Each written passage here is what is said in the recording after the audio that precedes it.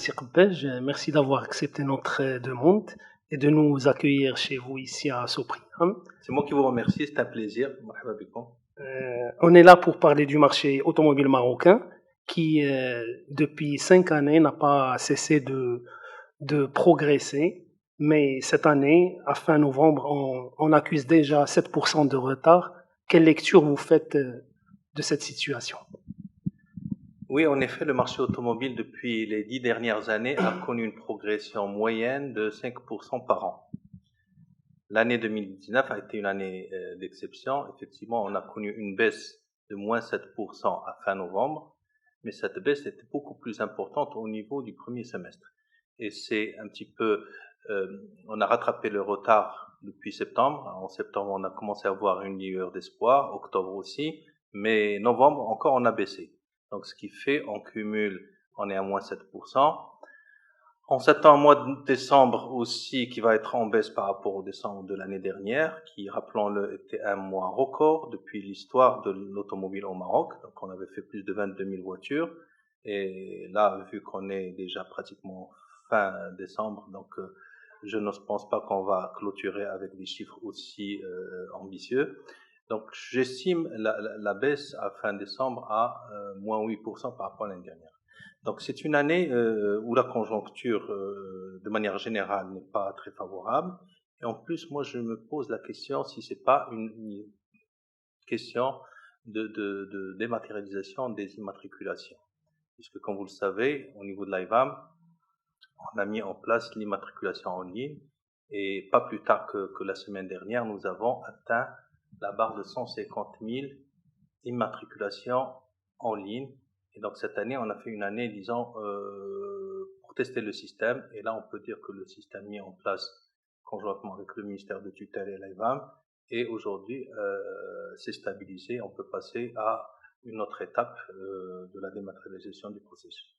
Donc, est-ce que c'est dû aussi, je suis certain que ça a impacté un peu parce que bon, avant c'était du déclaratif, hein, jusqu'au fin 2018, on a toujours travaillé par des déclaratifs de la part des opérateurs de l'automobile. Maintenant, on est un peu plus, disons, regardant.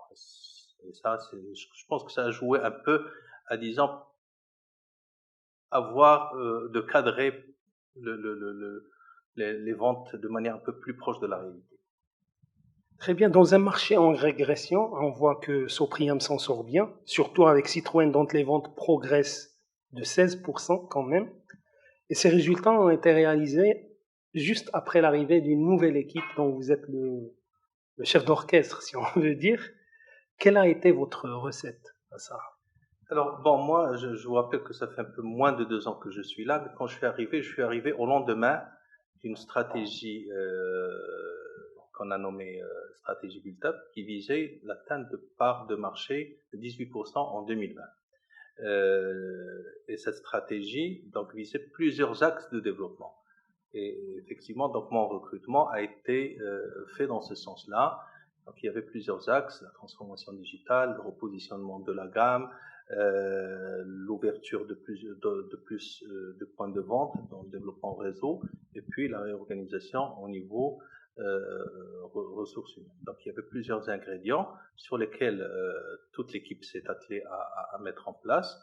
Et donc aujourd'hui, nous récoltons le fruit de cet investissement et on n'est pas loin de l'atteinte de l'objectif. Donc nous sommes à la veille de 2020. Et je pense que 2020 va être l'année où on se positionnera au niveau qu'on mérite et au niveau que les marques avaient depuis quelques années. Citroën réalise une bonne performance, Peugeot maintient le cap, par contre DS est à la traîne, avec seulement 162 unités vendues à fin novembre, durant toute l'année. Tout en sachant que DS est un produit de niche, aussi que DS3 Crossback vient de débarquer, mais quand même, est-ce que vous pouvez nous expliquer cette situation et comment comptez-vous booster les ventes, booster cette marque? Alors, d'abord, DS, bon, effectivement, elle a fait 162 unités à fin novembre, qui ont quasi stabilité par rapport à l'année dernière, parce que si je me souviens bien, à fin novembre 2018, on était à 160, donc on est flat. on est flat dans un marché qui baisse, et je tiens à rentrer un peu plus de détails, le marché premium baisse encore plus. Donc, dans un marché qui baisse énormément, DS se maintient. Maintenant, DS, quand même, nous sommes au niveau national, on est 5e. Au niveau premium SUV, au niveau national, DS est 5e. Maintenant, si on se limite uniquement au marché SUV premium de Casablanca, on est 2e. Donc, ce n'est pas si mauvais que ça.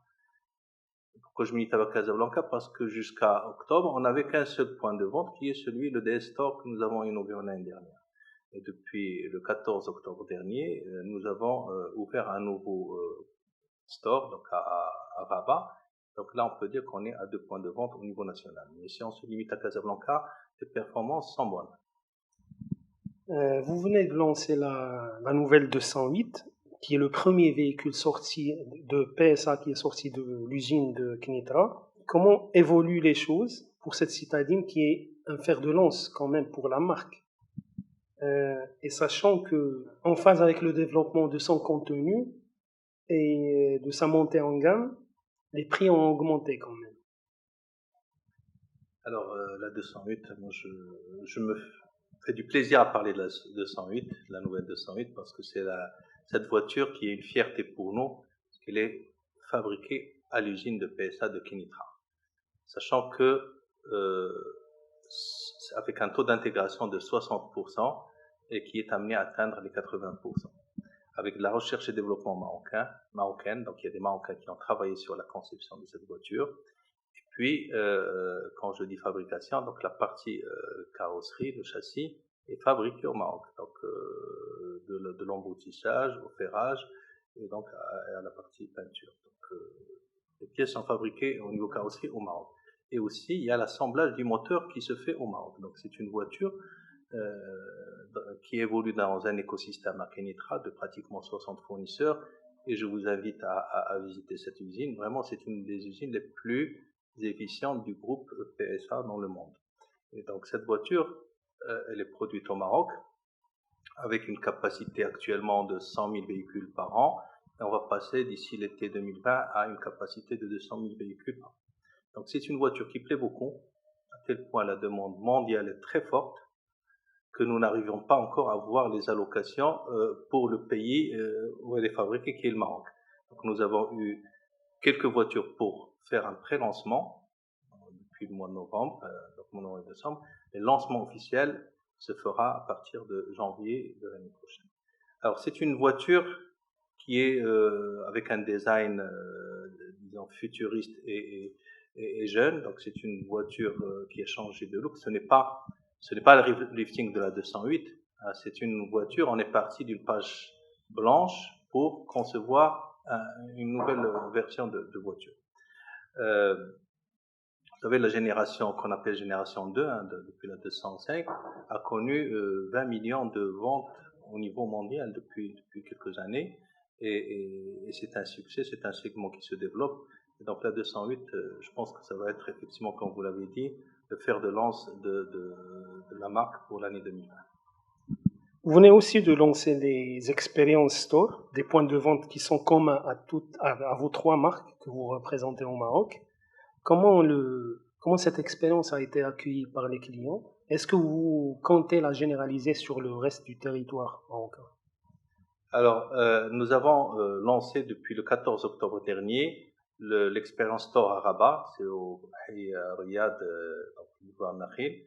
C'est une expérience inédite puisque cette expérience Store est la deuxième au monde après celui de Saint-Didier dans le 16e arrondissement de Paris. Donc, c'est une nouvelle tendance des showrooms où il y a moins de superficie. Vous connaissez aujourd'hui le prix du foncier, c'est ce qui fait le foncier est tellement cher que maintenant les showrooms au niveau monde occupent des superficies de plus en plus petites, mais avec beaucoup de digitalisation. Ça permet aux clients de venir essayer les voitures dans un monde virtuel. Donc avec, par exemple, dans le cas du DS Store, donc c'est avec le Virtual Vision, le client peut s'immerger dans le monde de la voiture, hein, donc il peut rentrer dedans, simuler la conduite, sans avoir à voir physiquement la voiture. Donc, on n'est pas obligé d'avoir toute la gamme exposée. Il y a peut-être un modèle qui est exposé, mais le reste, donc, avec ces simulateurs, avec les écrans digitaux, les tactiles qui permettent de configurer sa propre voiture. Donc, ça, c'est un concept innovant pour le Maroc et qui sera l'avenir, Inch'Allah, partout. Et pour répondre à la deuxième question, nous allons le généraliser ou pas, mais nous allons commencer par un deuxième Experience Store à Casablanca sur Boulevard Massiera qui ouvrira ses portes au premier trimestre 2020. Maintenant que PSA sont présents au Maroc en force, notamment après l'installation de l'usine de Knitra, et aussi ils ont un bureau à Casablanca, comment cette cette présence en force peut être profitable à Sopriam et aussi aux clients marocains? Aujourd'hui, d'abord, cette présence est un signe de confiance sur le pays, le Maroc, donc pour avoir mis autant d'investissements pour une usine aussi performante que celle de l'usine de Knitra, avoir délocalisé toute la région des Mois qui gère l'Afrique et le Moyen-Orient. Donc, toute la direction est délocalisée à Casablanca, et puis aussi le centre de recherche et développement aussi sur Casablanca. Donc il y a quand même pas moins de 2000 collaborateurs de PSA qui sont au Maroc. Donc c'est un gage de confiance et donc le groupe PSA a cru au Maroc. Donc ce qui reste, c'est la partie distribution, mais compte tenu de la relation historique avec PSA, nous sommes le distributeur et nous le resterons, nous sommes le bras armé de PSA pour la commercialisation de ces voitures. Donc l'avantage de cette délocalisation, c'est que il y a une proximité. Aujourd'hui, nous travaillons dans un partenariat gagnant-gagnant et nous sommes, disons, soutenus chaque fois qu'il y a y a un besoin dans telle ou telle opération. Nous avons le contact beaucoup plus rapide que lorsque la démo était localisée ailleurs. Donc je pense que c'est une aubaine que je crois que nous sommes le seul à avoir toute une direction régionale qui est basée à quelques kilomètres de notre siège. Le monde change et les formes de mobilité évoluent aussi, notamment à travers l'électrification des véhicules et la régression du diesel en Europe, surtout en Europe. À votre avis, est-ce que ces changements vont impacter le marché marocain dans un futur proche, je veux dire? Forcément, ça va être impacté, mais pas dans un futur très proche. Parce que même dans le monde, en Europe, aux États-Unis, en Chine, la Chine est précurseur au niveau de l'électrique. Aujourd'hui, on compte pratiquement 7 millions de voitures électriques dans le monde, ce qui représente 0,5% du marché mondial de l'automobile, ce qui est peu. Mais avec les lois et les réglementations qui deviennent de plus en plus dures, notamment la réglementation café, alors café, c'est le Corporate Average Fuel Economy. C'est une réglementation qui existait depuis les années 70 aux États-Unis, mais qui consistait à la limitation de la consommation de carburant. Maintenant, elle a changé. Elle va s'appliquer en Europe à partir de janvier 2021 et elle va concerner le taux d'émission de CO2 avec des mesures draconiennes. Pourquoi je dis draconiennes? Parce que cette réglementation a limité le taux d'émission à 95 grammes au kilomètre et ça va se calculer sur la moyenne du parc vendu. Donc avec du diesel,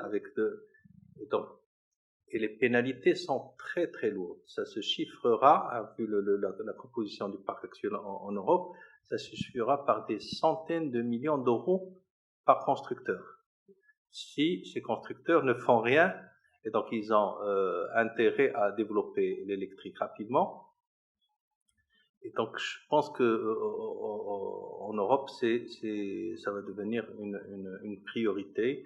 Et les constructeurs y travaillent. Le groupe PSA aussi, il a investi sur l'électrique.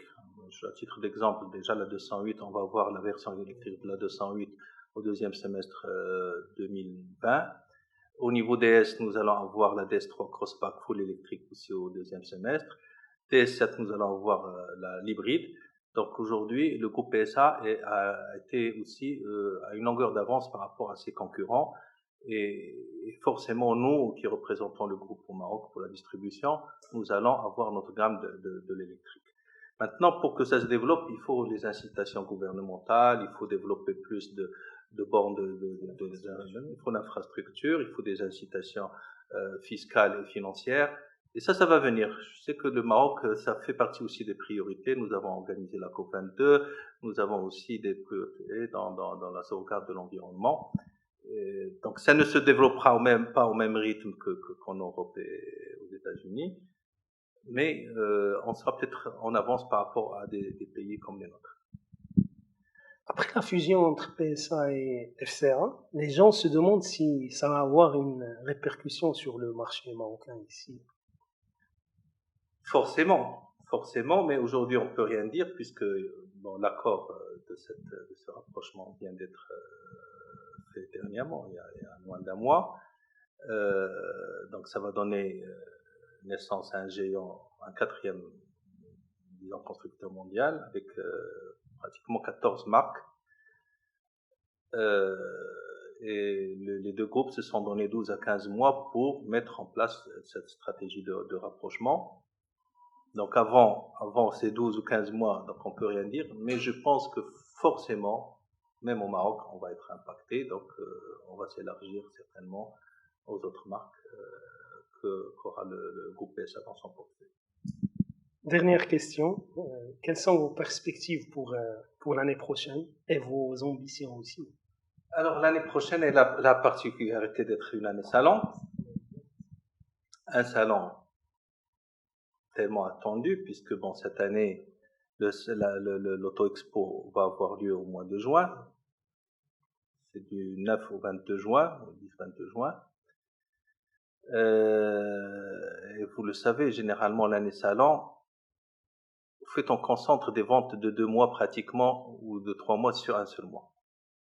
Puisque, comme je l'ai dit au tout début, la progression, elle est la même d'année en année, sur les 10 dernières années, elle est de 5%. Donc, on n'a pas vu. Le salon déplace les ventes. Voilà, le salon déplace les ventes.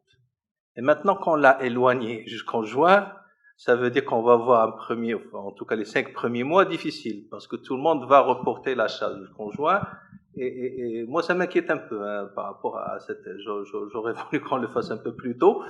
Donc, c'est ça, je vous parle en toute franchise. Maintenant, il y a le fait Ramadan, est-ce qu'il fallait le faire avant ou après? Donc, le Ramadan, c'est le mois de mai, donc c'est après le Ramadan. Donc, le salon, c'est un mois où on concentre les ventes sur une période de 10 jours, mais aussi avec beaucoup de promotions et beaucoup de concurrence acharnée.